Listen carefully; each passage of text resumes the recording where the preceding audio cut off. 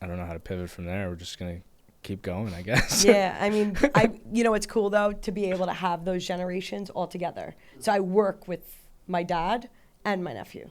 So we're in an office together. So you take these 3 generations of complete different upbringing, and then all of us work well. You said your together. nephew is 25? Yeah. So he's like a digital native, and he I'm like grew up 50, with it. and my dad's like almost 80. So it's like you're talking about like the 3 real generations. Yeah. So I know you have a long story in how you got to this point of the 3 of you kind of being together. Can you give me the quick abridged version of that? Or and you knew to ask whatever for you that. want. Whatever you want to do. No, it's okay. A couple of weeks ago, I had a guy sitting in that chair, and I asked him one question, and he spoke for 20 minutes. It was awesome.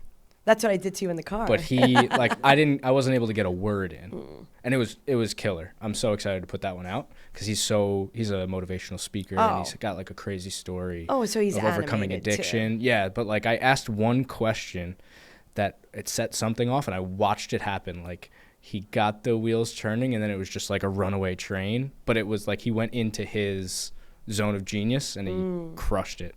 And then at the end of it, I was just like, I think that's the podcast, man. I think it's over. Like, that's no, awesome. We talked for like another hour after that, but it was just I heard Huberman awesome. did a podcast with a guy who is an awesome artist. He's well known for his, like, he did art all over Facebook. He was in Oh, there. I know exactly who you're talking. I don't And know his name, but He went on for about an hour and a half. And Asian guy. Yeah. Yep, I know. Yeah, he's amazing. Yeah. But I've never heard a podcast like that. We're talking about an hour and a half straight. Huberman said like 4 words. That's crazy. He was like, oh, yeah, I was a skater in California. That was it. It was awesome. Sometimes being a good host is knowing when to push the mic away, and just in this let case, them I go don't think off. he had a choice. Yeah. And because this guy he even said, I don't do interviews because I just keep talking. Mm-hmm. And I'm aware that I don't monitor what I'm going to say. And I'll preface, neither do I. Have at it. I would love to hear. So I'll give you the background. I'm a 4th generation commercial roofer. My great-grandfather started the union in 1900 in New York City. Which union was that? The Roofing Sheet Metal Workers Union. Wow. So the Roofing and the Sheet Metal Workers Union was the same until 1948, and then they separated and became separate unions. So my great-grandfather built skylights, and then he helped start the union, and then my grandfather became a commercial roofer. He was one of the biggest roofers in New York. So he helped roof the skyline. Housing, all the war housing, all the hospitals, schools, and then really the skyline. And then my dad was working for my grandfather, and he started his own company in 1980 with his best friend. So the name of my company and my dad's company was McFar. In 1980, my maiden name is Farbstein, and my dad's best friend, Kevin McCarthy, started McFar. And they wanted to be commercial roofers for private owners only. So non-union, not public work. And the first job, because my dad had connections, my dad ever got was Shea Stadium. So my dad changed the seats in Shea Stadium in 1980. Yeah. And then his partner left within 3 months, but my dad kept the name. 3 of the guys just retired that my dad started the company with.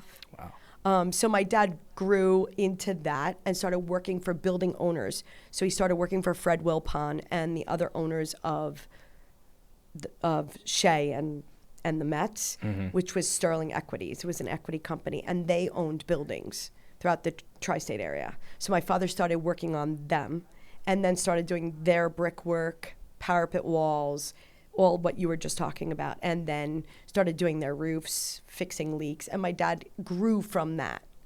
And then I went to school in the 90s. I'm an architect. I went to New York Tech, but I was working for my dad since I was like 17, 18 years old. The person I was mentioning to you also went to New York Tech. Oh. And he just did a speaking engagement there a couple days ago. Cool. You should maybe get connected. Yeah, I know. I probably know him. He's roughly your age. Oh. And I don't remember anyone from New York Tech, though. Yeah. The architecture school was not easy. It was a rough time. Yeah. Had your head in some books for a few years. Yeah, models, drawings, ink on Mylar before CAD. Wow. Or CAD was coding at the time, so it Different was language. very. And then as I started working for my dad, I kind of learned the ropes. And then I helped my dad expand my dad's company, from, say, like 100 people to like 700. And then we kind of expanded and started working on housing projects. And I got a little bit overwhelmed by it. And by the time I was done, the infrastructure of the office couldn't handle that many people. And I just kind of lost it. And I took the company down with me. I ended up very sick. And in 2017, 18, I was like 80 pounds rocking in the corner. Pretty much had a nervous breakdown. Kind of lost everything and took everybody with me. So I ended up... I'm sorry to cut you off. When you say tore down the company and took it with you, what are we talking about? Like, I know you mentioned to me the size and the scale, so I think that's important to mention here, because it wasn't just like a little rinky-dink operation with 3 people and you folded it up. It was a massive...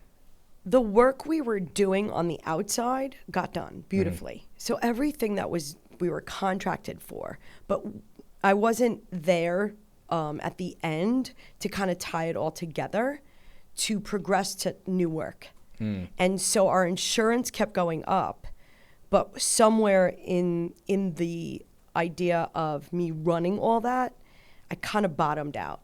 So where you would have continued that momentum and kept going with like where you peak and you just scale, I scaled but without support. And I would say more in my office. So we stopped doing more work. So once those contracts were over, I wasn't signing new ones because I really was barely like in my own head. Gotcha. You know, like I was kind of just tapped out. So we finished all the contracts, but I wasn't out there hungry and scaled, and I didn't have help scaling. And so we just started crumbling. So what I mean by crumbling is I scaled the company, the expenses, and the amount of insurance we were paying. And then I didn't have the contracts to move to.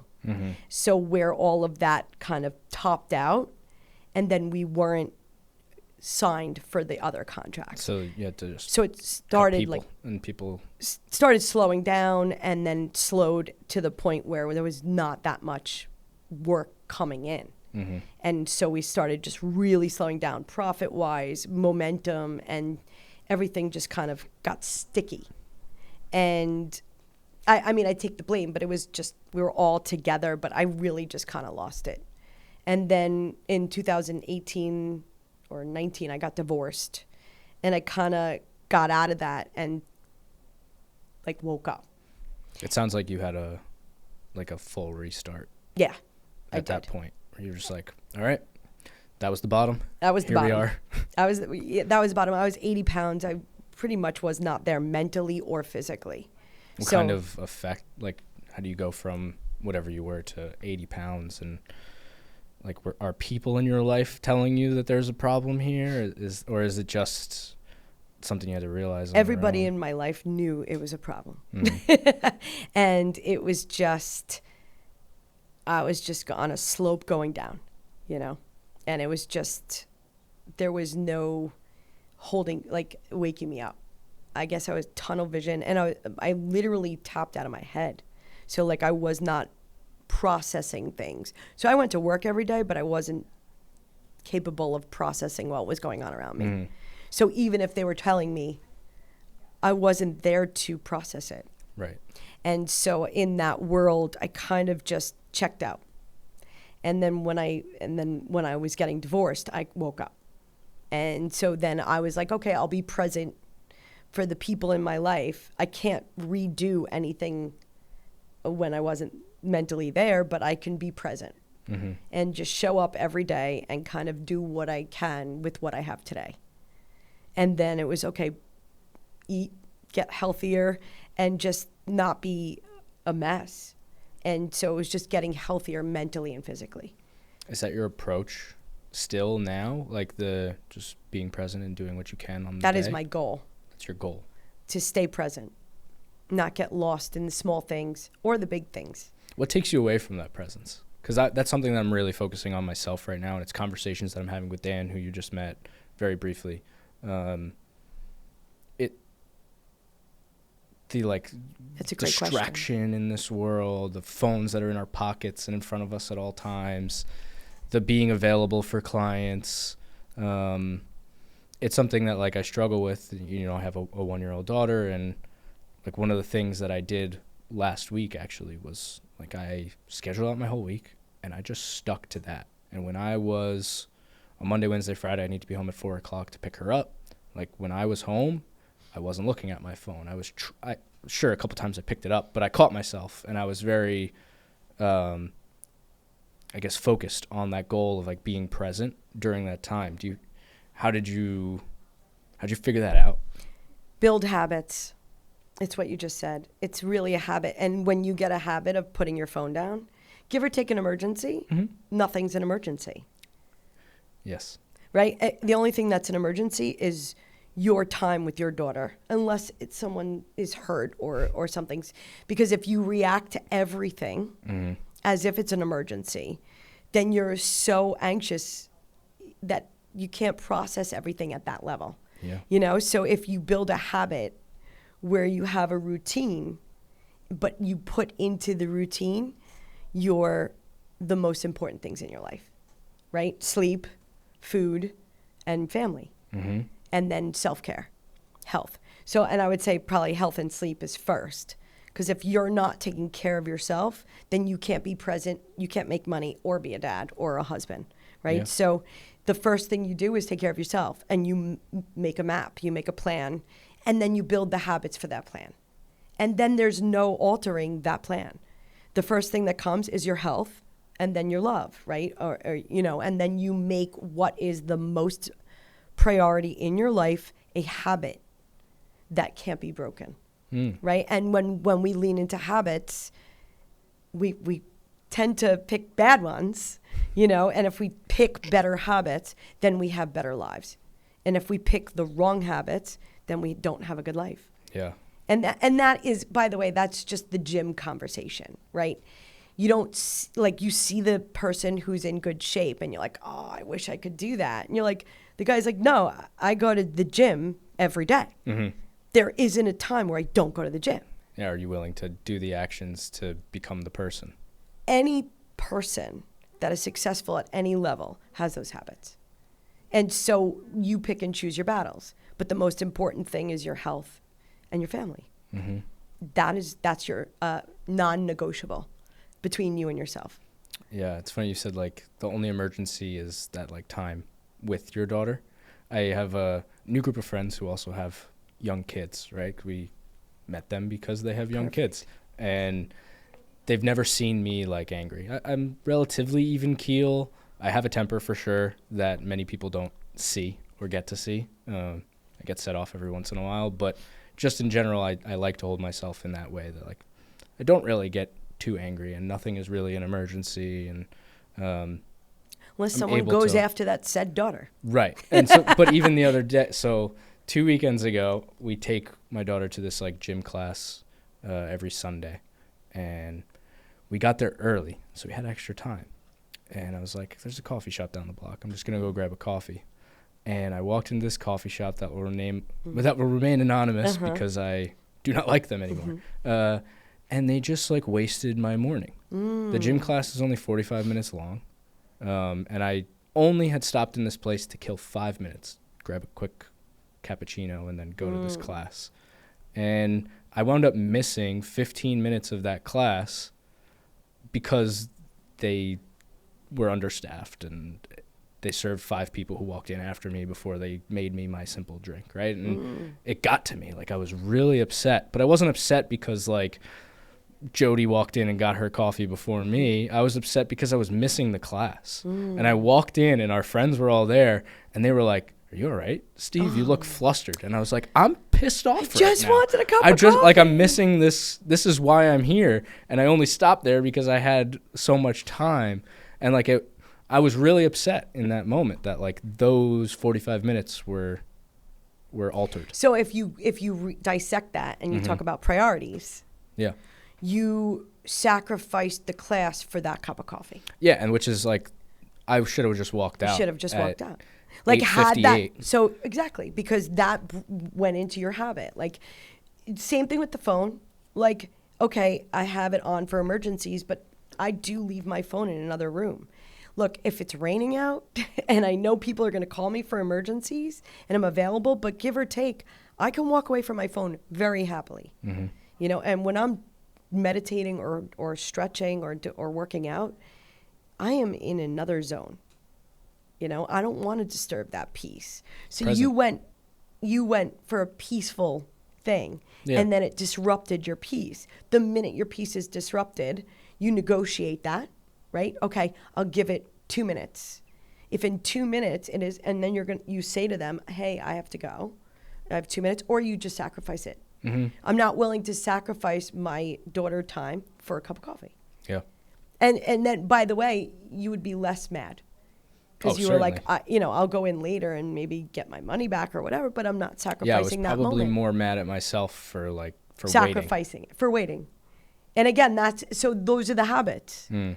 You know, if you pick your priorities first, I'm very upset if I can't get a night's sleep, right? If I sacrifice that, or even if my mind tries to sacrifice that, and it wakes you up and you're like, okay, I can't. It's 2 a.m. Or, if I drank or I ate something wrong and it ruined my sleep. My sleep has become more of a non-negotiable. So even affecting that sleep is part of that. So affecting the time with your daughter, which you consider as quality time, because that's the one thing in life you can't get back, right? The time. Okay, well, the coffee is not worth my time. Right.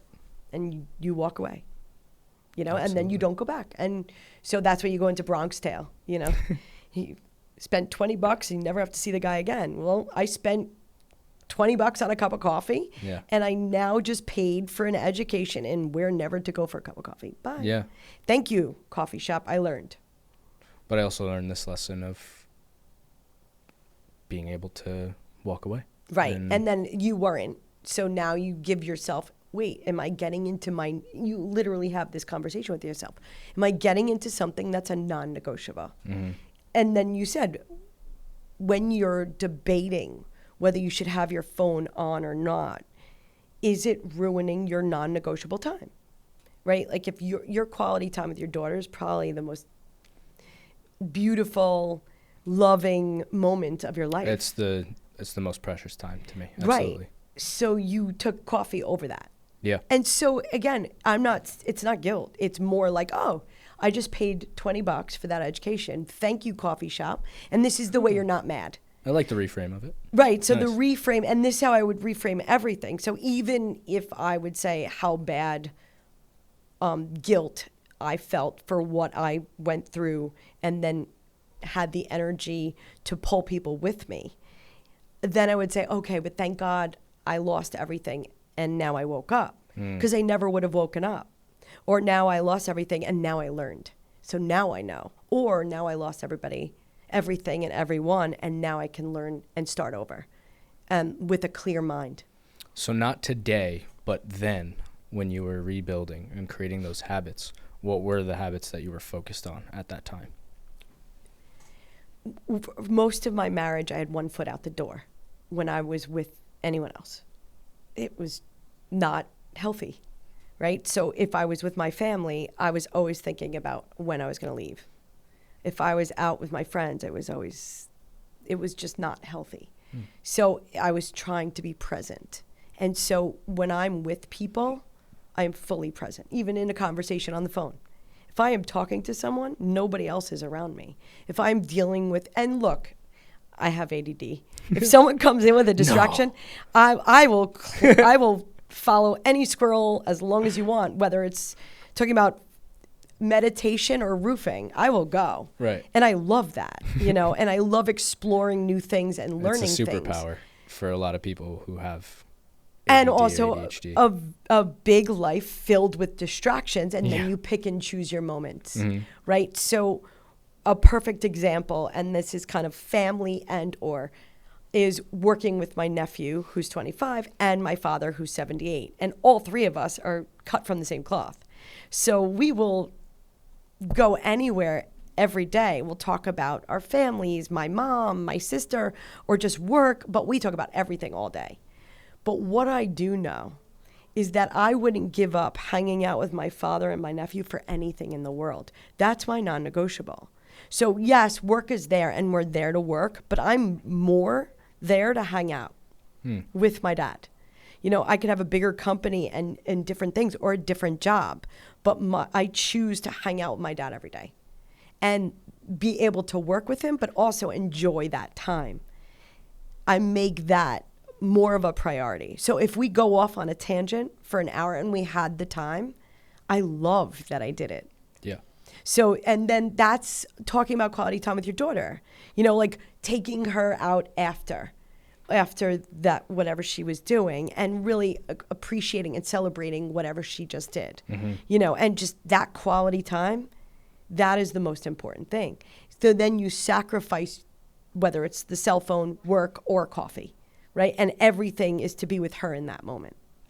But gathering other things together, but you all also have one focus, you know, and that focus is about being present with the people you're talking to, or being present with the experiences that are the most important to you, right? So that is what I learned, and I continually work on that. I work through distractions.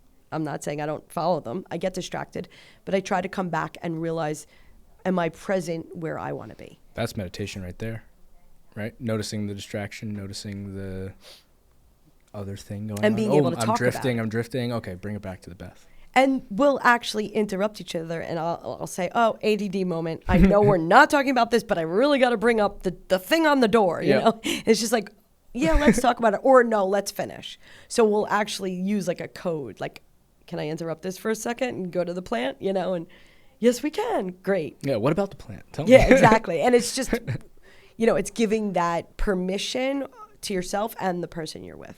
So going back to the, like, your goal was presence. How did you land on that goal? Was that with the help of other people? Or is that just something you had to come to a realization of yourself? And if it was yourself, how did you find that? I was told by my family that I was not present. And my nephew and my niece were a perfect version. I was not part of their life. So when I came back, and I would say woke up, right, or became aware of the things that I was doing wrong in my life, one of them was told to me by my family, like, you weren't present. And so I was like, I'm going to work on that. Like, I would like to be present. I want to be here. I want to be involved and part of what I was missing. I think I just didn't even realize I was missing it. And that's the presence, right? That was my presence. My lack of understanding and awareness. You know, I think that's where I kind of opened up. When I kind of woke up, and then I started with the family, but also work. So it was together. I worked with my family. And then, you know, so it was just, it got all wrapped up into real toxic behavior of mine. Right. And the people around me didn't help, you know.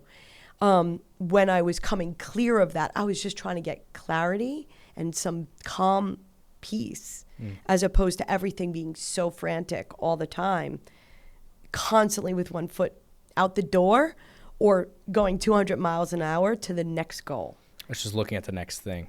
Right? I was just, look at the contract. Just constantly moving the goalpost. Yeah, like going from like $1,000 change orders to $10,000 change orders to $1 million change orders with the same, you know, movement until I just couldn't do it anymore. And so the same idea of that was the opposite. Getting calm, quieting my head, understanding what I wanted in my life. And that was the first thing, to be present with my family. And then when I worked on that and we started really just focusing on the type of clients we wanted to have, and really getting my feet grounded, so to speak. I wasn't grounded. You know, it took a lot. I was kind of flying, and I'm a visionary, so I understand. I go all over. I have a lot of ideas and a lot of things, and the people around me, it it dizzy. You know, it can make everybody around me dizzy. And that's what I did. And I understand my own energy, you know, not necessarily guilt, but understanding what I've done wrong. And then stopping that behavior as much as possible to help everybody around me and myself move forward. And then I guess it all came to a screeching halt when we started getting that presence and grounded, and then COVID hit. So once COVID hit, we were done. And so I couldn't do the insurance. We couldn't do all the stuff we had always done. And my father was just paying for insurance out of his pocket at that point because we had went through all of our company savings. And that's when we folded the company. And then I got loans and took out loans and then bought out the company, started a new company, and then built a different building and then hired my dad slowly. And so, you know, we had a bunch of loans, and then I slowly built what I wanted with my vision, but with grounding and presence and a real clear plan, as opposed to running 400 miles an hour to a wall, you know, and then really understanding what that meant. You know, my responsibility for the people that were working for me, my responsibility for my family, and my connection. And so I put together what I would want, not necessarily because it was always my dad's company and my family's company. So this time it was doing it with my vision and my voice and making the decisions and then putting my money where my mouth was, right? Offering people jobs different than my father ever did. And then proving that I meant it and holding me accountable for my word. And so with that was that grounding presence, and then making more of a solid foundation of myself where I was accountable for all my decisions, whether it was work or my personality or my relationships, and really just holding myself accountable to myself. How do you go about rebuilding a team in your vision in that way, right? You said you were hiring people who were different positions or doing different things. It was the same people, but I was promoting and paying people differently. And then the non-negotiables. So what you were saying before, the anger thing, I pretty much have written off anger as much as I could possibly do, you know, in my life. So if people are angry around me, no yelling, no scream. Like, if you're going to yell, I don't want you to work here, right? And if you're going to yell at the other people working for me, I'm not going to work with you. So all of those things, I started to build a different type of culture where it was a respect. It was more than just understanding how to make money. It was more of that, bringing that foundation of calm and peace to the people who work with me and for me, so that they can have it and bring it home to their families. And that was only because I understood what kind of toxic person I was, and I sent people home with that. And so the people around me, I was holding them accountable. So if you're going to be angry, I don't want you here. And so changing those things and then going to a client, same thing. I stopped working for people who were angry and mean or unethical too. So, and in construction, it's easy to get to those people. So pulling away from that and making that a priority. That calmness, it echoes through, and it really shows to a point where everybody, give or take a moment, enjoys their job. Like it's an extension of my family, but I'm showing that, not just saying that.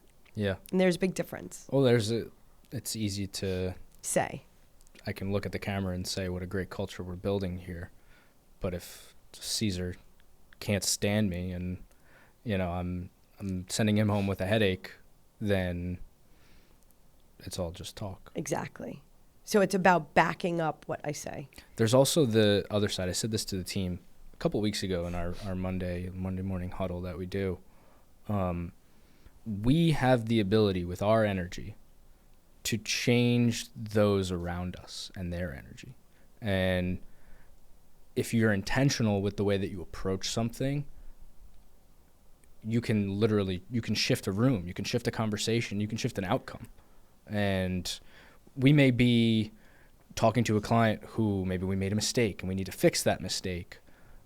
But the way that we approach that conversation, if we come into the room with our tail between our legs, or on defense, then instead of just really, or just owning up, taking responsibility for your mistake, and then making it better. Or coming into a hard conversation of something that you know is going to be hard work, but approaching it from like, all right, guys, this is going to be some, are you ready? The next 45 minutes, we're going to power through this. Like, I'm ready to work. I had my coffee. I'm ready to go. I call it a throwdown. Yeah. So I get excited. Like I find leaks, right? Roof leaks. But a lot of roof leaks you can't find. And most of them aren't. They're probably like coming from a wall or whatever. And so sometimes I'll print out pictures and we'll look at satellite vision of it and different perspectives. And then you come out and you just say, okay, let's have a throwdown. Like, everybody's opinion matters. Everybody's ideas matter. Nothing's stuck. Everybody throw their ideas down. Let's see what sticks. And it's just like, everybody's important. Everybody has something to say. And it opens the room up, except instead of saying, here's what I said, do what I tell you. Because they have no voice, no creativity, and some people don't want it. There are certain people who just want to be told what to do, and they'll tell you in that. Yeah, just tell me. Like, I don't know how to fix this. Just tell me how, please. And then you're like, okay, but, this is where I need you to help me. And that's where that the personalities in the room. It's funny. I was just thinking, I made a mistake on a job the other day, and my client was annoyed with me. And it was Saturday, and he called me and he was like, I'm very disappointed in you. And I only work for really good people, which I love that. And I was like, look, I'm just so sorry.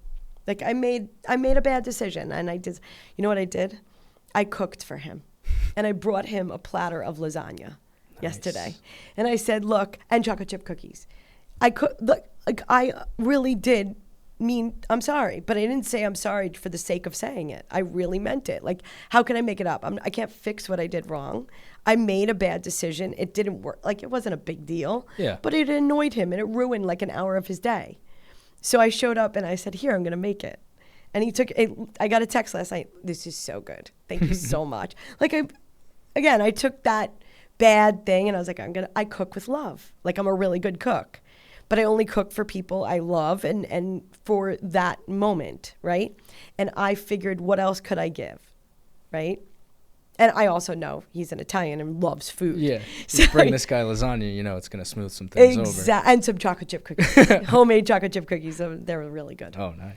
So, like, again, it was just the way I handled it. He was very upset. He was disappointed. And I was like, I'm going to cook for you. And he was so happy. So it was just like this stupid little thing where I really knew I made a mistake. Things happen for people that work with you or people, that you work with. We're all human. It's that anger and the frustration that shows other people, or shows you what where other people are. And that those are the people that either you put your own boundaries and say, like, hey, please don't yell in my work and at me. Like, let's talk about it.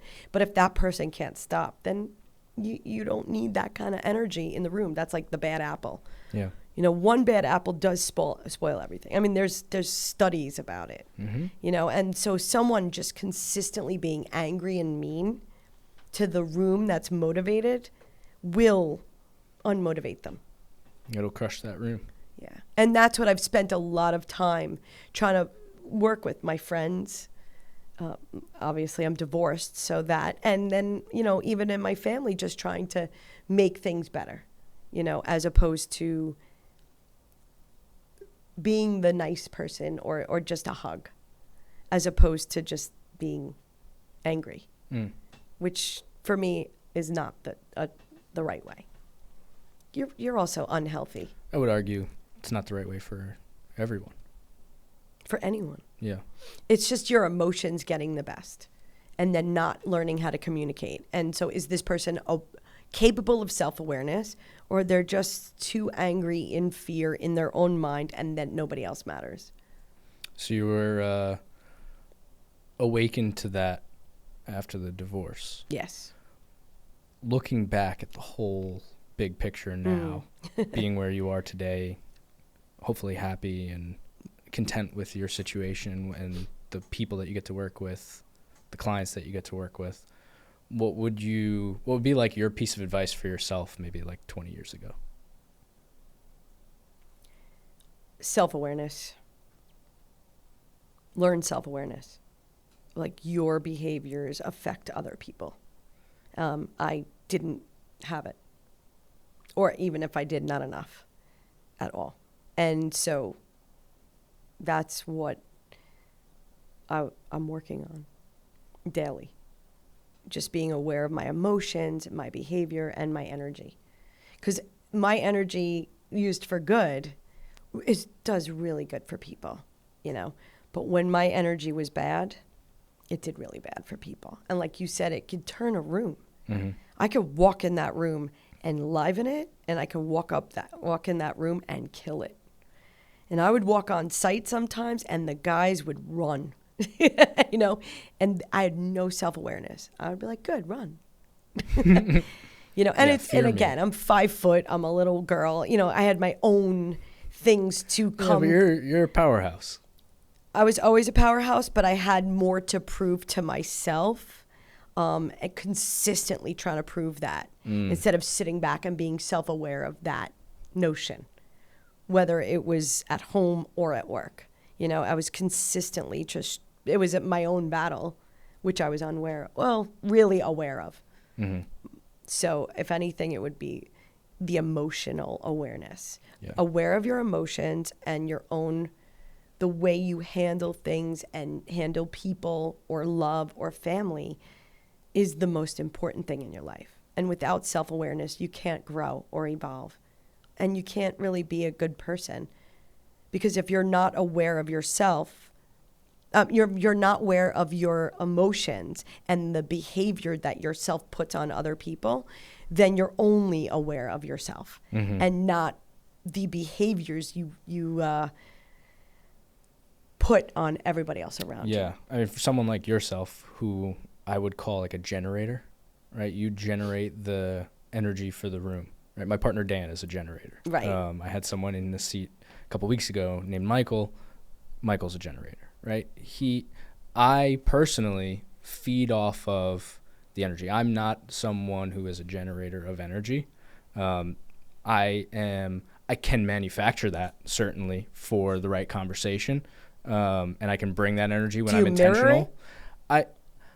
I do mirror it a little bit, but I also have the ability to change it. That's really important for yourself. That's your own self-awareness. Right. Because you don't want it to turn you. But also awareness of that. Like, if you came in like super low into this conversation, I have the skills and the ability to hopefully maybe impact you a little bit and uplift you. But at the end of the day, it's going to come down to you having to generate that energy for yourself. And I often find myself as a reflection of the people who I'm meeting with, where it's like, if I'm going to this party and I don't want to be at this party and everyone's miserable and they're talking about, you know, oh, I'm working for the man and I'm not happy about it. Sheep. And like, it's like, I don't want to be here right now. I need to remove myself from this place and then I'll leave. You know, it's like, but sometimes you're stuck in those situations, whether it's a family event or and I'm a depth friend person event. too. Yeah, so I'm the type of person who will find my person at the party, and we're standing in the corner for 2 hours talking. I'm that person. That's the way that I roll when it comes to those. So most people think I'm an extrovert, but I'm more of the person of, if I'm not one-on-one and I'm in a crowd, I will disappear. I'm famous for my Irish goodbyes. If I get lost in surface level, I need depth or I'm done. I don't. You need to attach to something. I do. And if I don't, I really just leave. It's just unhealthy for me. You know, would you call yourself an introvert? Yeah. Interesting. I mean, I have an extroverted personality. So there are extroverted introverts. I am one. Yeah, It's two different parts of my life, you know. The definition, I think, of an introvert is like someone who gains energy from themselves and not from others. And an extrovert like gains energy from being around the crowd, being around those people. So I'm an introvert. But you're extroverted inside of in conversation. In presence. Yeah. Like, so my energy is extroverted, but I am personally an introvert. So you'd think I was at the party. That yeah, I'm like, not knowing you very well, right? Only having one conversation with you before coming into this room, I would assume Penny's I'm the life of the party. Yep. One-on-one. Not that case, huh? Look, in college, I had my moments. You know, give me a couple of drinks. You know, I could do some fun stuff. But naturally, I am an introvert. Naturally. You shy away from the limelight? I do. The attention? I do. And I'm actually not a fan. I'm more of a depth introvert person. I don't need to feed off a crowd. I can feed off. I'm very comfortable with that. But when people see my personality, they're like, oh, well, that girl, you know. Yeah. Again, I can be fun, but that's not who I am. Right. And I don't choose that. I very rarely choose that room. I only choose that room because I have to. Yeah. I'm the same way when it comes to that. I don't think people look at me and go, he's an extrovert. Right. Whereas maybe with you they would. But I am the same way in that I like to go deep. That's why I do this. Yes. Like, that's why I have these conversations with people, because this is where I'm comfortable. This is what I enjoy. Like, I get to learn so much from people like yourself. It's a good feeling. Yeah. Grounding, and it's personable. Mm-hmm. And you could talk about anything. Yeah. You know, and it's just that's what makes it cozy. I had a guy on here who I screwed up the recording of this episode, so we had to re-record. So our whole conversation, he owns a business. We didn't talk about his business at all. We just talked about veganism. We talked about mushrooms. We talked about all these different things that he was very interested in. And I saw him get very passionate when I asked him about it. And then we just went on that tangent. Unfortunately, I messed up the recording. And then we redid the episode. We touched on those things a little bit, but we brought it back to business. I'm not, but he is. And he just had a lot of interesting information to share with me. I love that. And it was cool. I like that too. I like remnants. And like I said, I couldn't even see myself meditating years ago. Mm-hmm. And I went to Dr. Joe Dispenza, and I went on a retreat for a week. Wow. The early version of me over my dead body. Am I going to meditate for a week? And when I was there, I was like, yeah, I like it. What was that experience like? I've heard about those meditation retreats that he does, and they're pretty intense, right? Yes. It's days of meditation with 7 days straight. 7 days. How many hours a day are you doing meditation? You do it from anywhere between 7 to lunch, breakfast, lunch, dinner. Wow. So you eat breakfast, so you could go in earlier before breakfast sometimes, or you go breakfast and then you meditate till lunch. Then he'll give you maybe an hour or a half hour, and then all the way till dinner, and then after dinner for another 3 hours. One morning we started at 5, and then we didn't get out. It was a 4-hour meditation. That's rare. So he had some breaks in between, and then nighttime sometimes till 9, 10 o'clock. Wow. It was, but I also have been, like I said, between Tony Robbins, I'm a thirst for knowledge. I mean, I did everything from firewalking to jumping out of airplanes to, I went on a retreat to Nashville to do 100-foot firewalking after I did a 10-foot thing with Tony Robbins kind of thing. You know, I really just wanted to dive into the idea of that, where that literally mind over body, where you can get yourself in such a state that fire doesn't burn you. I just want to learn about it. I wasn't in the illusion that I could just do it, but how does it work? How do you do that? Or the idea of meditating so much that if you build up the energy in your body, you can touch someone and heal them. That's what you do. He does meditation healing for people who are sick. it's just, you wouldn't even understand it unless you're in that room, building up energy and meditating and learning to the point where you get out of your body and you tap into another level of energy outside of your body, and then use that energy for good. You know, I've done classes with taxes. I met these guys who work for Aspire. It's like a business conference where they teach you about how to run a company, how to organize it. And I did all the classes, you know, learning about taxes, 401k, how to like move your money and invest it. I just sat for weeks in classes to learn. And it's just thirst for knowledge, learning about things. And I would call it like graduate school. Some people can go have an education, or I could go learn how to, like, what my 401k is really doing and how to invest it myself, you know, and what that means. But you need a full, you know, 5 days of classes from morning till night. Awesome. I can't see the younger version of me ever doing that. I mean, I got out of architecture school and I was an artist before I got in there, and I haven't picked up a paintbrush since I was 19. You know, so school for me was just kind of torture. But then I realized how to learn later with that patience and the energy and understanding my thirst for things to be able to be communicated to me in the right way. You know, and all of that I've learned in the last 5 years. Why is it that the younger you wouldn't have done that? What would have held the younger you back from doing it? The younger person was held back. I found out later I had a learning disability. So when I was younger, in math, I was very good. So it got to the point where I was so good doing fractions and division when I was like young, you know, in first and second grade. And then they would write things on the board and I would just know the answers. And the teachers would say, you're cheating. And then they would make me take a test by myself. And so I would write all the answers in 10 minutes and they'd be like, you're not doing it right. Show us how you got that. I'm like, I just look at it and I know the answer. And like, you're doing it wrong.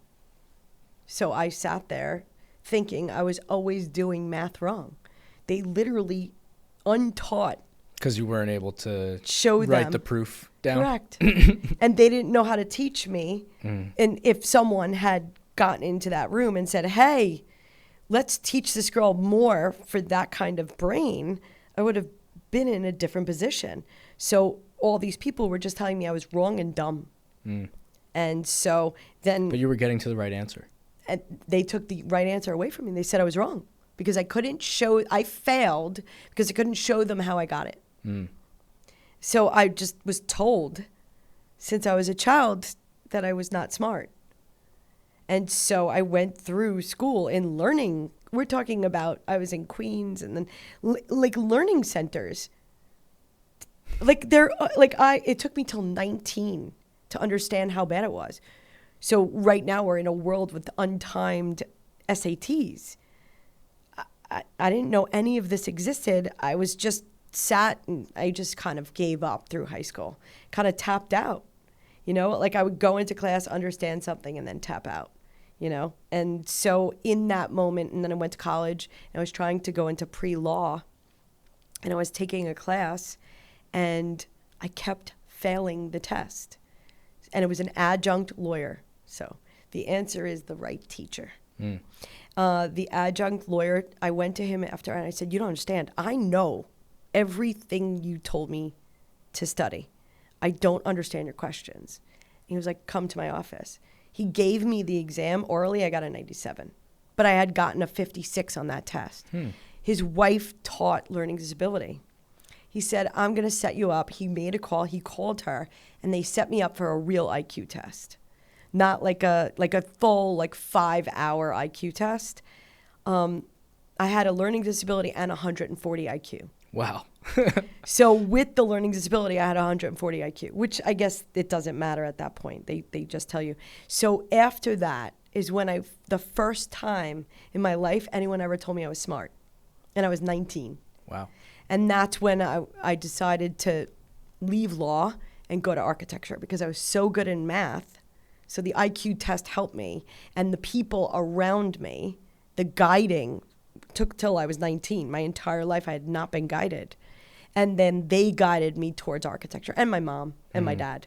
But my mom too. She was like, why are you trying to be a lawyer when you're better at math? And I was an artist. I used to do oil paint since I was like 6 years old every Saturday for 3 hours. So, I mean, I loved art, and I was trying to be a lawyer. It didn't make sense. I had a portfolio from high school. Wow. So I moved to architecture school, and I graduated with like a 3.89. So I got a tutor. Someone taught me how to speed read. So I wasn't reading well because I was never taught how to read correctly. So the person taught me how to speed read and then taught my eyes how to read for the speed of my brain. So I went from not reading to getting all A's in architecture school and then reading 4 books a week. And my whole life changed. And the confidence in my mind. And it took years, but...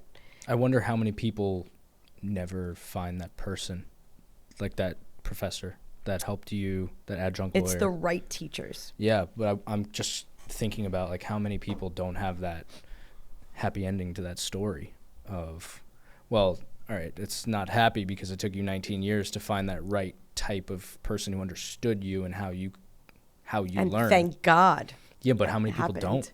Yeah. There's exactly. Thank God I did have that. I see it a lot. I said this to somebody else who had on the podcast. I see the pattern a lot with entrepreneurs that they often have learning disabilities. Around the corner, Saltwater, Long Island, clothing brand. They have a bunch of stores in Long Island. Old client of ours, good friends. Buddy, who started the company, has several learning disabilities. Dyslexia, things of that nature. And he was very open when he came on the show to talk about that. He teared up. He got very emotional. And it's because like he was never capable of working a normal job, right? Like he, from the time he was able to, was an entrepreneur, purebred, never worked for another person, never went to school, like had to do things his own way because he had to figure out the way to do it himself. I doubt he had someone like that professor where like I know, because I know Buddy, how much of a genius he is in his realm. Yeah. Well, I'm just so curious if there was somebody out there who could have unlocked that for him. And there are people who teach for dyslexia. Like there are teachers who make it easy and available. It's just that we're taught under one curriculum for one type of brain, and that the entrepreneurial brain, the visionary.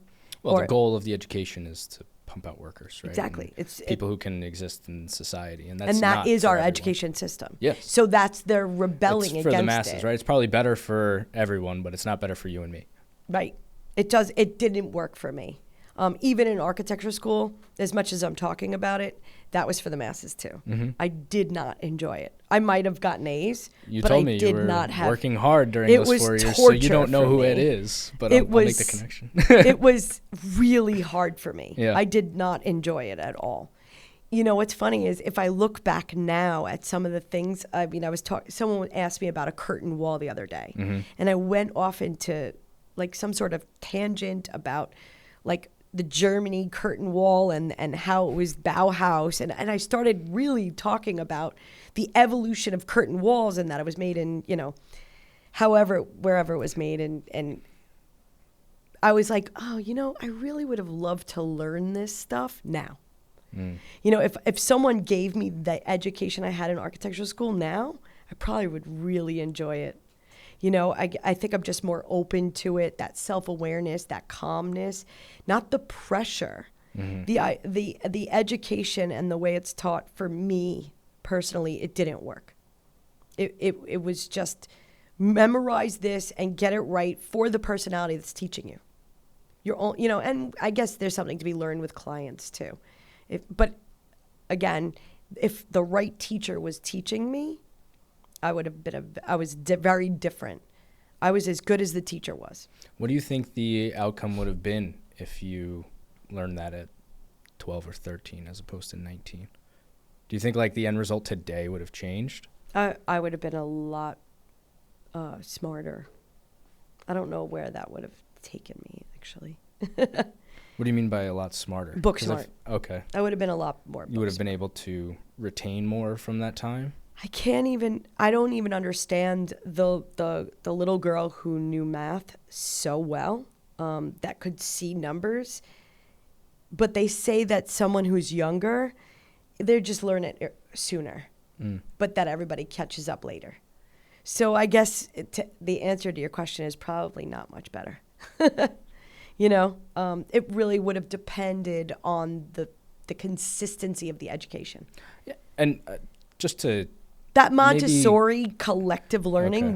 would have been better for me, and I would have become a more self-aware person, right? Because now you're not. So just, that's the outcome that would have happened sooner. I would have been more because I don't self-aware. view your story here like the way you said that almost came across as like your story is that of like a tragedy that where like you had this big downfall, but I don't view it that way from the outside looking in. Someone who just met you, like I view this as I view you as a success and as someone who like it's not even overcame.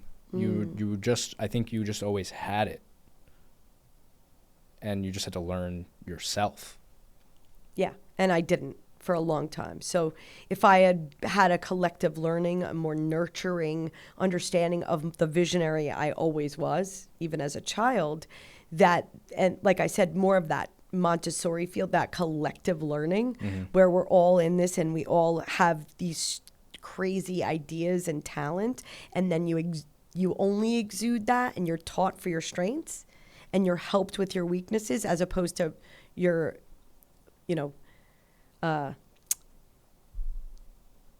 people push against you when you fail, and then bury you. You're penalized for your weaknesses instead of taught through them. Right? And so what you just said is exactly right. So you're penalized when you fail a test, you're penalized, right? And when so the person who doesn't even study can get an A, and the person who studies all night gets an F, and the person who gets the F is still penalized. I was the opposite, right? And I don't know if I was better off for it. I almost feel like the two people that you're describing there have the same problem at the end of the day. That's what I'm saying. We all evolved through school to be able to, we grow to a certain point and then we plateau. I was the kid who, I was good at school, right? Or I appeared good at school on the outside. I would not have to study and get good grades. I would not have to do homework, and the teacher would be like, all right. And you almost become fine, entitled right? Like my whole senior year of high school, that entitlement was there. Because it was like, this is a breeze. I'm getting through it.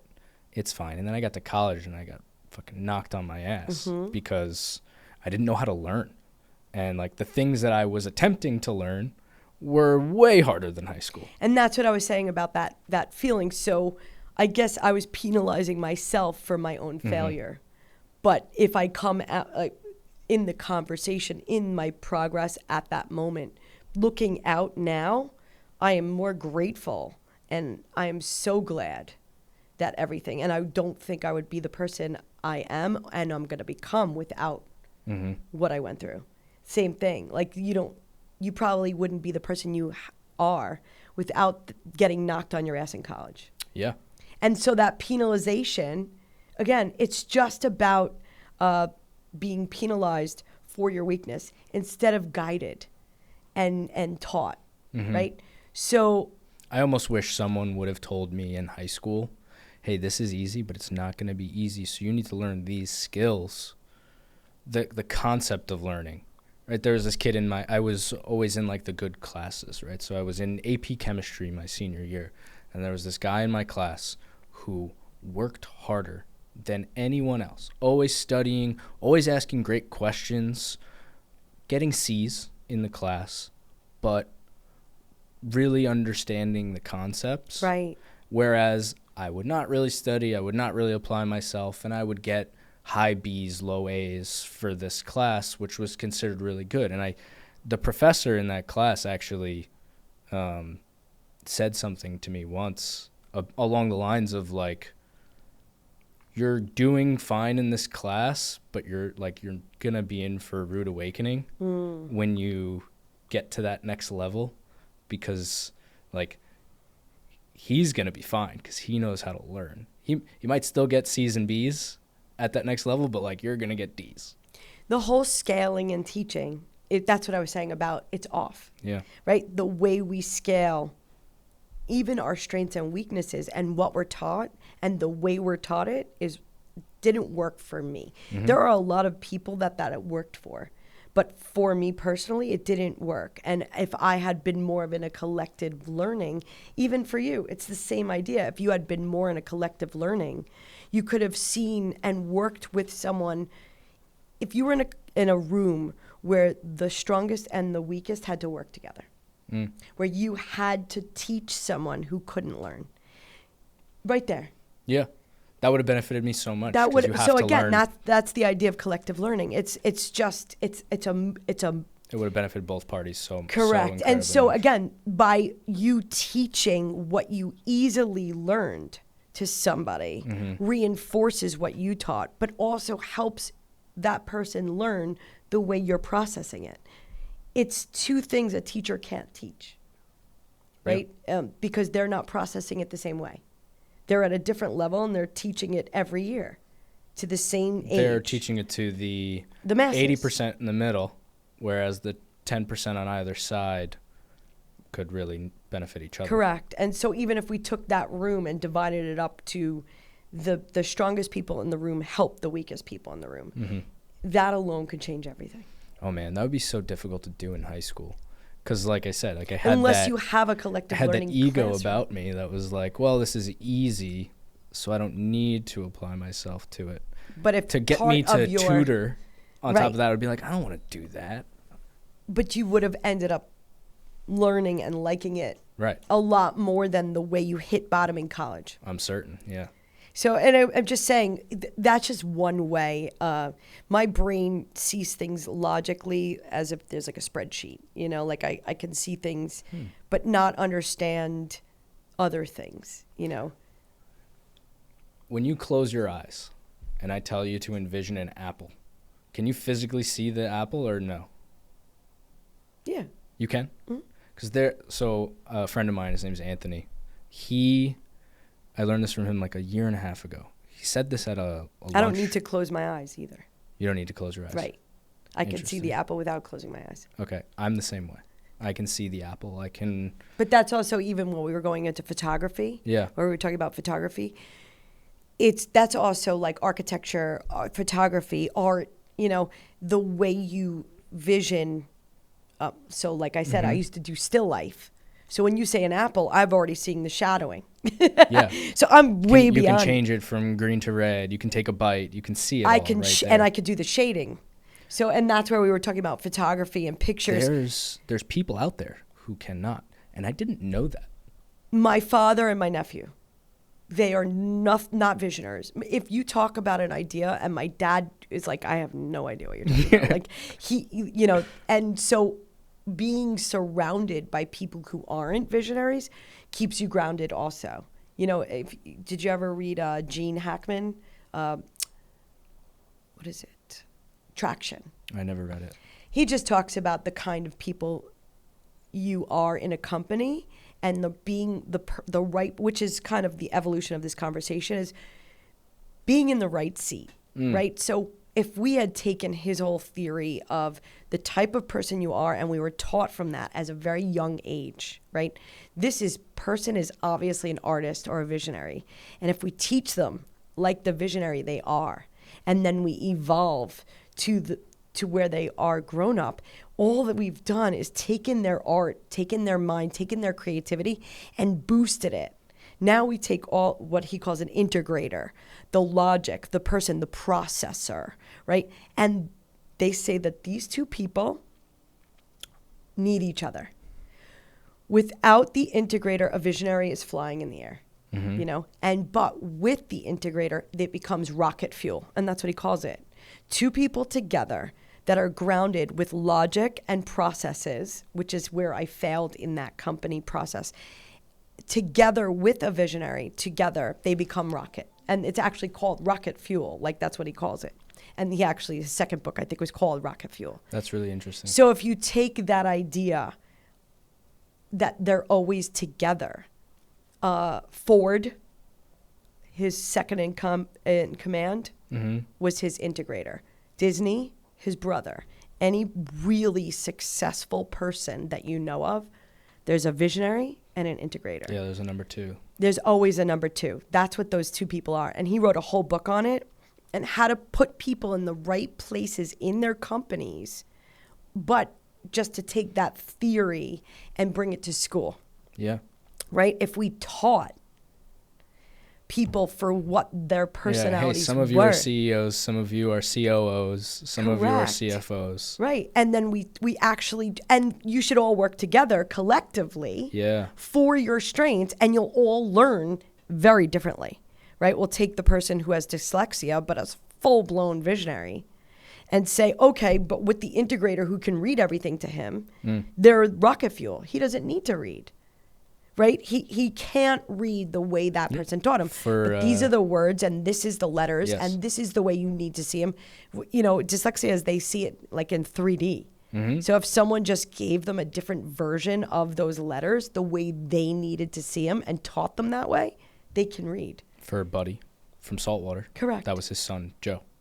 Once he graduated college and joined the company, that's when things really started to take off. So I'm going to bring that. That's his integrator. Right. And I'm going to take it full circle. How to Think and Grow Rich. Right? Do you know it? Napoleon Hill. Yeah. Are you a fan? So I don't think I've ever read it. I've heard it so much, and I've heard the lessons of it. Maybe I've read like a synopsis of it at some point. I highly suggest it. Okay. It's just, everyone should read it. Everyone should read Napoleon Hill. I mean, he's so far beyond. But I'm not even going to talk about all of that. One of my favorite stories in his book, which is a true story, is him and his wife, and we're talking about 1900s here, right? Wait, not 1999. Yeah. I mean, early 1900s. Carnegie, the beginning of Abe Franklin or Alexander Graham Bell made the telephone. He's interviewing those people. Okay, so he interviewed them. That's where he's from. That's the time he's from. They had a son who was born without ears, right? So if in that day, they barely go to school. Yeah. Like, he can't hear. They sent him to public school, and they made him learn. And they told the teachers, he's going to your class. He's going to learn. And so he went to school and learned in spite of not being able to hear. He learned to survive and evolved. When he got into college, which he did, they pushed him on this, right? They made him be educated in the general population to learn how to deal with the general population, not shield him from it and protect him from it. He got into college, and they came up with the hearing aid that worked for him. And so as he got into college, he helped, I think, evolve people with hearing loss. And he helped grow that whole community. Because this man is educated and deaf. And now he's going to be able to hear. And one of the best conversations when he called his mom and he could hear her. I mean, it's just that whole idea that this genius who's writing stories about interviewing Carnegie and, you know, we're talking about the smartest, richest people in the world that started pretty much, you know, the steel. Industrial Revolution. Absolutely. Everything about it, right? And, you know, and everything about these people, he is qualified because look what he did with his son. You know, he taught his son in spite of everything. And I actually met with Napoleon Hill Institute, and I know the president and everything, David Meltzer. They're amazing people. That's a name that I know. Is he well known? Yeah. Okay. He worked as a sports agent, and now he just... I can see his face now. Yeah.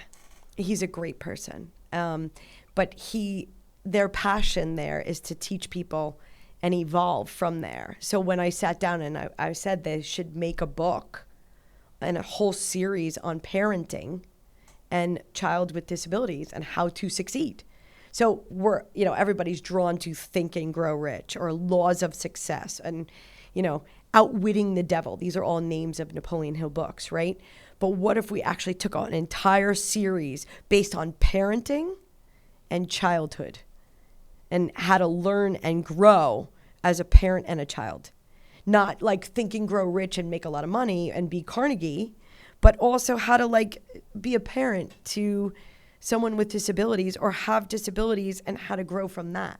And there's so much to be taught in that. I would imagine it doesn't even need to be disabilities for a parent, right? Like how to be a parent, period. How to be a parent and lean into your child's strengths or weaknesses that they have. Exactly. And so I meant it two different books. How to be a parent and to lean into that, no matter what, there's always a strength and weakness, right, of a child and a parent. Not my daughter. No, I'm just kidding. She's good at everything. Till she turns 14. Yeah, she's 1, so. When she's 14, you'll be saying something different. Yeah, I'm sure. Says every teenager, right? But so again, that whole idea of not just Think and Grow Rich, but how do you create and be a parent of that? And if you are on the scale, right, whatever spectrum, scale, or whatever you think you are, whatever disability you think you have, because everybody has strengths and weaknesses. So we could say a disability is a weakness also, right? Yeah. So anyone who's struggling with that, not just Think and Grow Rich and make money, right? And so it was just one of those little rants I went on with the board about how they should do that one day. So again, it's just taking these ideas of education and then educating each other. And it shouldn't just always be A and C in a competition and I win and you lose. Not that I think everyone should get a trophy, by the way. Mm-hmm. I'm just talking about that collective learning where the smartest benefit from the weakest and the weakest It's an benefit. uplifting of the overall is basically what you're talking about. Because me winning doesn't mean you lose, right? Right. I think that's what you're getting at is more people can win if they understand themselves and if they understand or their just own how to win in the personalities. future. Just because they won that thing doesn't mean they're able, like what you were saying, you won through high school and and then it threw you back on your college. Yeah, and then I lost. So you didn't really win. Yeah. Even though it looked like you won. But the way to really mold you is to say, oh, you're winning, now teach someone who needs help. Making that imperative in your education. Now you're educated. A friend of mine has always said to me that you should always have a mentor and a mentee at the same time, because then you're forced, you learn, so you realize I can grow, I can still learn always, and you're forced to teach that next person. To take that one step further and bring it around circle, when you started this whole thing and you were saying, how do you get grounded and we went into MAP, the answer is, whether it's Tony Robbins, Joe Dispenza, or David Meltzer, is to take these people and them be your mentors. Learning from someone, and Tony Robbins is a huge advocate of learning from something that's already been done. Mm-hmm. You don't have to create the wheel, it's already there. If you do these things, you can have a wheel. It's the same thing. If you have a mentor, you're learning. And if you have someone to teach to, you're sharing and growing yourself. Mm-hmm. So, and then, where to take that full circle is having a mentor and then serving. An act of service helps you be a healthier person, well-grown. Acts of service, people get anxious. The best way to not be anxious or depressed is to help somebody else. Mm-hmm. Right? The minute you're helping, you can't be depressed and work for somebody else and help somebody at the same time. Yeah, I was part of an organization in college. I went to Penn State, and good school. There's an organization, like student-run organization that raises money for Hershey Medical Center. It's pediatric cancer. It's called Thon. In fact, it was a couple weeks ago, mid-February, that they had their 46-hour dance marathon, which is the culmination of the entire year's fundraising effort. I love that. They raised $18 million. Wow. Fully student-run organization. Wow. This past year, when I was there, they were raising. Amazing. Collectively, we were raising close to 13 million, I think was the time. That's special. But that service at that time, you would call it, was it was so beneficial, but it also was self-serving, right? It wasn't, I'm doing that. Like, you only do those things because of how they make you feel, unfortunately, at the end of the day. Yeah, I mean, but we talked about feeding 1 billion people. Right. That makes him feel really good. But you're also feeding 1 billion But you're also people. doing something good, You right? know, there's something to be said, not accepting gifts or compliments. Mm-hmm. I always had very long arms. Everybody else in my life, they didn't compliment me. You know, so I guess I built that wall up. Like, I didn't need it. I just tell myself I did good. And again, there goes no self-awareness, right? That how to become not self-aware. Be surrounded by people who aren't nurturing and loving, that just want you tutored, like sports, right? You get to a point where you need a good coach. Mm-hmm. You can be an ass on the field, you know, but you also need that emotion, you know, and that's that self-awareness, and that there's that full circle of serve and then you can earn. But if you don't serve, then you're just hollow. You know, there's nothing wrong with receiving.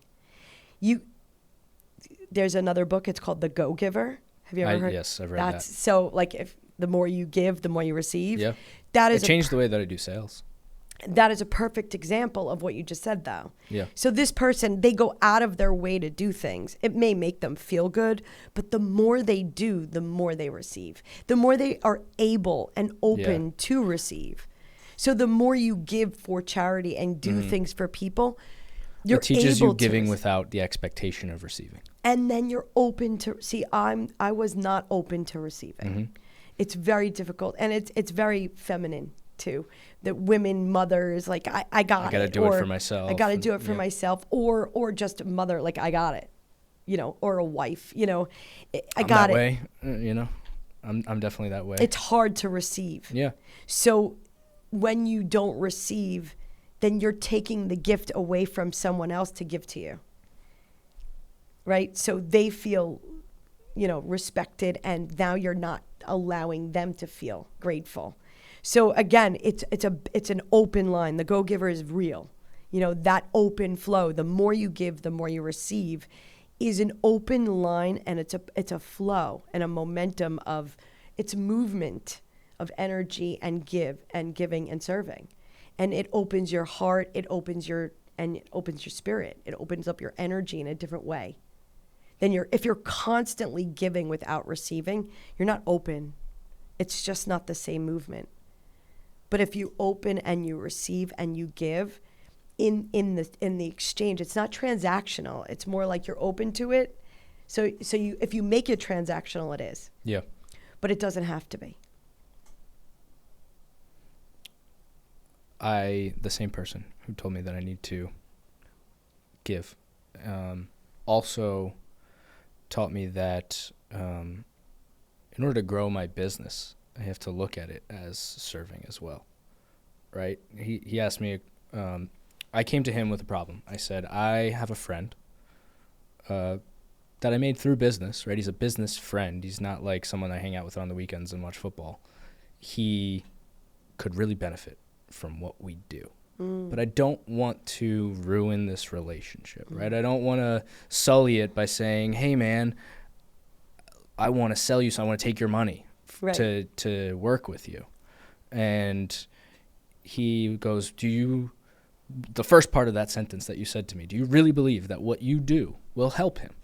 And I said, yeah, absolutely. Like, I think it's going to be transformative for his business and for what he does. And he goes, then it's your duty to help him with that. I like that person. Because you have to, if you don't do that for your friend, then what kind of friend are you? Sure, the result of that is he's going to pay you money to do that thing for him, but that's just because you have the service. There's nothing wrong with built selling. The thing, right? And it changed my mindset and how I go about doing that sale or having that conversation with someone who, I've built a relationship with them, but now I really do see the problem that they have, and I know I can be the person to solve it. It's my duty to do that. I was on a roof earlier looking at leaks, and it was a brand new client, and they just like found me, and we're walking through, and I'm looking at all the leaks and all the repairs that were done They spent a lot of money on repairs and they didn't work. Mm-hmm. And I got up there and I was like, oh, and I really take that to heart. And I'm like, oh my God, you really need me. I'm so glad you found me. That's what I said. Because now I'm going to be able to stop all the bleeding and all the wasting of the money, because I know how to help him. Mm-hmm. You know, and it's exactly right. And even in your mind, you're like, oh, you know what? This person needs me, you know, and then you just do a sample. It's easy to approach that conversation, though, in the right way. In the name of the sample, like, hey, I really think I can help you. You want to try it out once? Yeah, I don't know if you're right for this. Let's try it out. But I mean, I don't know if you think you're right for this, but I really do believe it. Let me help you with this. Right. And if they don't want to do it, no, money's a little tight or this or that, it's like I can make the decision to give the sample. Even what we were talking about before, and I'm aware that I'm unable to video myself, take pictures of myself, and I tried to edit. You have to be talented. You have to understand it. I don't know. And I can't do it. I mean, and I can. I can, but I don't. really don't like it. Yeah. So if I can get someone to be able to say what I want to say on video with the camera and then be able to edit it, for me, that is just amazing. You know, and we were just talking about that. I know I can't do it. Mm-hmm. So if someone didn't tell me they could, then whether I knew them or not, they're doing a disservice to me. Just talking about what you do and your talent, by not telling, because we were talking about it, right? And we came here because we have a mutual friend, but you not telling me that would be a disservice to me. Mm-hmm. Because now I know I can call someone to actually do it for me. Right. I'm looking for that. I just told you I had a camera guy here and an editor in Germany, and you guys are up the block. Yeah. So if you didn't tell me that, not only you miss out on business, but now I'm still looking. It would have deprived you of the my potential of maybe where the right our solution opportunity for that. Yeah. of really me having a solution to something that's holding me back for a year of producing. Just giving you that. No, that's. I was just thank you giving for you that. the mirror on you. Like, if you didn't say that to me, and maybe because you just met me, but it was what you said. But if that's what you're doing to help other people, then not telling them is a disservice. Yeah. You're holding back because you're not used to taking and selling, but you're really doing a disservice. If what you're, and again, to flip it into you being in high school, if you did that for free, if you were like, hey, I know you're having a really hard time, but I process this really easily. Let me just help you like 1 hour a week. Yeah. And I can help you with this class, right? That's what we're doing when we get paid. But we were talking about school. So you always had that personality. But you weren't giving it then, right? Yeah. So again, you've always had the ability to help people. You've But I not didn't choose to. Correct. Yeah. So now if you put money in it, so now offer it for free. Mm-hmm. Offer a sample. I think I can help you. Can we try something? You know, you're not selling it. I'm not saying you have to pay me for the first one. I just want to see if I'm able to fill in the gap that you're missing. And then when you're ready, you could do it. But I just want to see if I can help you. Like, even if you guys were like, you know what, I said I'm working up the block. You guys came with me for one day and did one shoot and edited it just to see how well we got the vibe together. Again, it's like, you know, we won't get crazy, but let's just try a little 2-hour shoot and a day edit. You know, I'm just giving you like your own. I love it. Not saying that. Again, for me, I'm looking for it. Right. That's what you're doing. I so by not understand. selling, you're doing a disservice to that person. Yeah. Because you're scared to ask for money for what you're talented in. Mm-hmm. Right? So later on, even if I had said, okay, you were this cocky teenager in high school, you could have charged them, and the person probably would have paid. Right. The guy who's getting C's, he probably just needs to sit with you for an hour a week, because he would have taken all the tools you could have given him and then paid you whatever if you were okay in that direction. We're just talking about the evolution and that self-awareness. So in this category of giving and receiving, would you categorize that as giving or serving? That is serving. That's serving, even with a money exchange in your mind. Your ability to serve someone, even if you started in saying, hey, I think I could help you, and I'm going to charge you money, but let's try and see if I'm able to help you. Yeah. Serve first. See if you're able to serve them. Maybe you couldn't teach him. Maybe he would have wasted his money, right? So serve first. Offer it first. Yeah. That's what free samples are. You know, what if you don't have the right vibe with someone or you don't work? I just want to see if I can serve you, even if you start with that. Yeah. Free samples are real, right? Very cool. Because if you didn't try it free, you maybe have never eaten it. And again, you have that same personality from high school into college where you had the ability to teach, but you didn't. And then you had the ability to learn. Did you get special tutors or you just had to struggle? No, I just struggled. Right. So again, had you learned to be a teacher, you would have known to find one. That's the growth of the conversation, whether in business, learning from a mentor, and then teaching somebody else what I just told you. It's just that free, that is service. What everybody does with it after, not, but everybody will grow a little. Because if you serve that person, you would have known to ask for help. And you would have paid them money. Coaches have more coaches than you could ever imagine. Like I know David has a sleep coach, a food coach, everything. Because they're aware of their own weaknesses and what they need to learn, and they're aware of the way that they help people. And the accountability. Yeah. Everybody needs accountability. That's also what coaches are for, and that's what the team is for, and that's what teachers were for. Look, you have to show up to class, you have to take the test, and if you fail, you have to study a different way.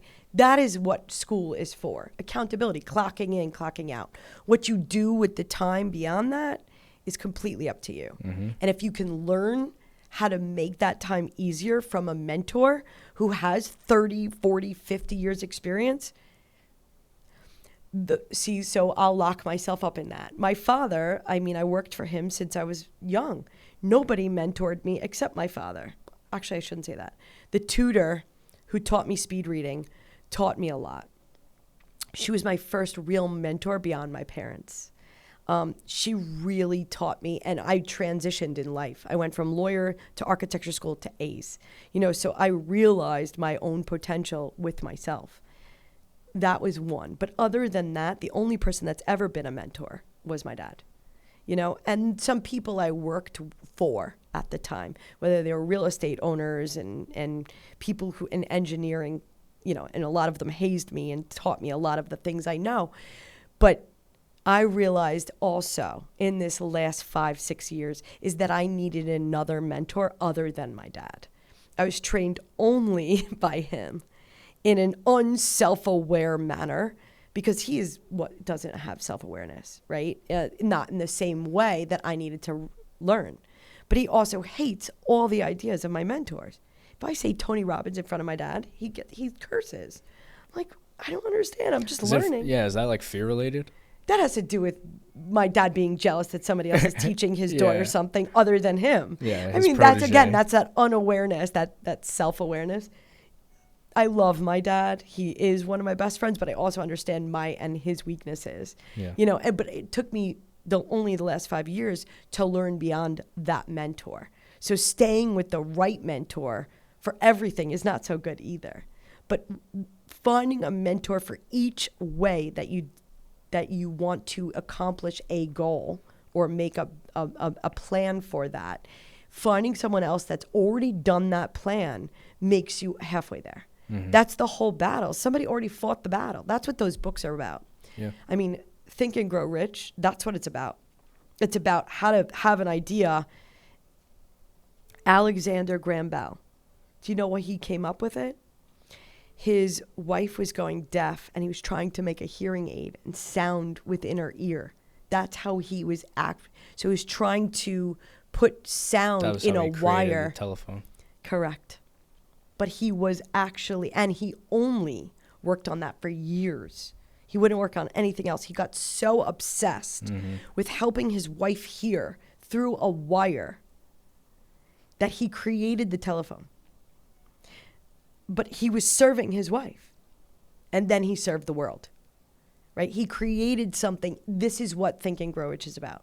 It's about these people that are so fixated on one thing, right? And then to learn how they did it And that's how you learn and think and grow rich, right? So if he has like an interview of 10 people or whatever, some of the smartest people in the world from 100 years ago or over 100 years ago, right? And then he's interviewing them. It's the same mentality. And you're learning how to think and grow rich, which is learning how somebody else did it to follow their plan and then do it. And that's it. That's what it is. You take notes and you're following their plans. It's a really cool idea. So I hate to wrap it up, Yep. but I'm going to. You've helped me a lot just in this conversation. I'm sure you've served anyone who's watching here. How can I or anyone who's watching help you? Well, if you're a commercial roofing and you have leaks, I can always help in New York, especially in the tri-state area. No, not how can you help them. How can we help you? I know it's Well, tough. how can I help them? What do you or need if help they with? need a new roof, that I can do with the business. So I would ask if anyone had a roof leak that they would call me, commercial, flat roofs. And then how people can help me? Yeah, a problem that you're having, the next thing that you need in your business or your life, whatever it is. What I need is a good video and good editor. All right. Well, we're going to handle that. Yeah, and then just a community. Community. You can never building a community. You know what you're doing here. The depth of this community is how to help. Right? I live local. It's just building a community around people who think the same way. It's not necessarily the age or what they do. I have another way to then help you. Then we'll talk about it once the cameras are off. And that's the way we work, and that's the way we serve. When you build a community, you can sell to that community because they trust you and you're on the same level.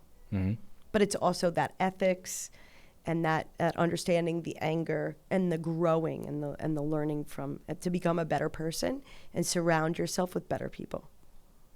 Awesome. Thank you so much. Thank you. Thank you for having me. Yeah, thanks for coming on. And I mean, you're open You made it book. very cozy. Thank you to Laura.